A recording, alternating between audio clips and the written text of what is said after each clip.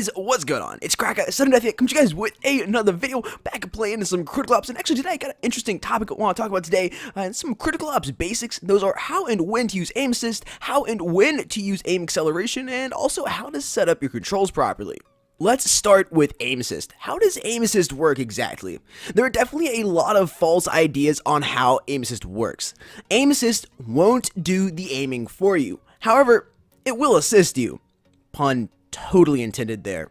In Critical Ops, you can turn your aim assist all the way off or to 0%, or all the way up or to 100%, which would be the max. Now, how it works exactly is when you drag your crosshairs over an enemy, or an enemy walks close to your crosshairs, it will stick to them kind of like, like you get honey in your hands and something that's very, very sticky, or a weaker magnet. If you've ever played with magnets, as I'm sure you probably have sometime during your life, it's very, very similar to that. It will stick to your opponent a little bit, but it will not aim for you. Once again, it will not. You're gonna have to do some work yourself and keep those crosshairs on your opponent. If you turn your aim assist all the way down, there'll be no more of that magnetic or sticky effect that we just talked about. The only thing that will be moving your crosshairs will be you, the player.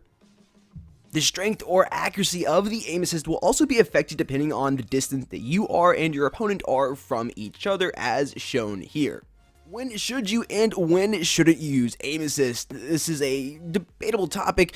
Lots of people are going to have different opinions on it, but in my opinion, especially if you're playing into competitive tournaments or even against some higher skilled teams in scrims, while you're playing pubs or practicing with your team, you should turn your AA or aim assist, also known as AA, completely to 0 or reduce it significantly. And here's why. Because, as I've stated before, A assists you in aiming.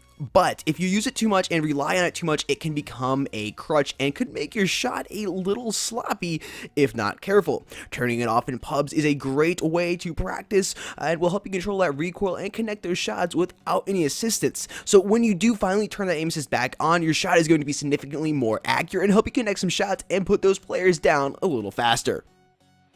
How and when to use aim acceleration. Once again, as the name implies, aim acceleration accelerates your aim or the speed at which you can turn your crosshairs. Turning it all the way to 0 will significantly slow down how fast you can move your crosshairs, but it will also help a little bit with your accuracy. However, if it's too low, getting those quick snaps and turn-ons on enemies will be more difficult, so it's best to try and find a middle ground or as close to one as you can possibly get. However, at the end of the day, when you should and how much aim acceleration you should use comes down to personal preference on how high or low you want it, and it also could depend on what your role is during the game. As a sniper, you may want to turn your AC or aim acceleration up a little bit compared to when you're playing as an assault rifle player. Once again, it all comes down to personal preference, and the best way to figure it out is to sit down and play some. How to set up your controls. You can get to the edit control section in a game or from the start menu shown here. Tap on settings and navigate over to controls, where you'll have the option to A, edit touch controls, and B, turn on or off the dynamic movement pad. Let's start with the movement pad though. When it's unchecked, your movement pad, which is shown in the bottom left hand corner, will always be shown on screen exactly where you put it. If checked though, it gets a little interesting. Every time you lift your thumb up or whatever finger you are using to move that character around, the movement pad will disappear, and as soon as you reapply your finger to the screen, it will reappear. Now, why would you want this checked? Once again, it comes down to personal preference. If you're playing on a smaller smartphone, it can come in handy, at least in my experience. However, if you're playing more on a larger screen device, a 5.5-inch smartphone, or even an iPad, you probably don't need it checked. But once again, it comes down to personal preference.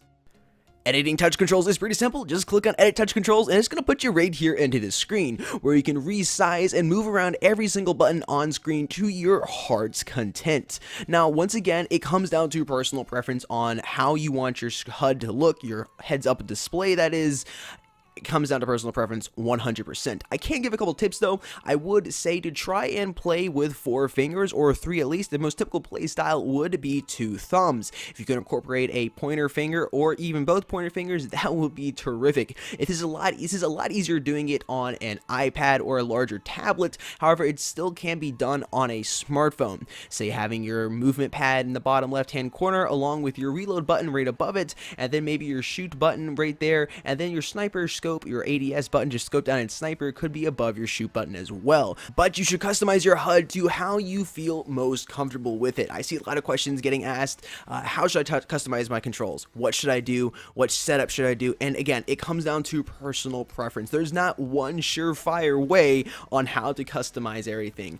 My controls are usually taken from a couple different people I've seen on YouTube, or just the way that I like it. And in whatever game I'm playing, I could name multiple ones. It just comes down to personal preference and what device I am using, whether it's a tablet or a smartphone. And once again, what I like to use, I can't stress this enough. What do you guys like to use? That's how you should customize your control system, because once again, this is you playing it, and it should be the easiest way for you to play so you can focus on getting the kills or completing the objective in game.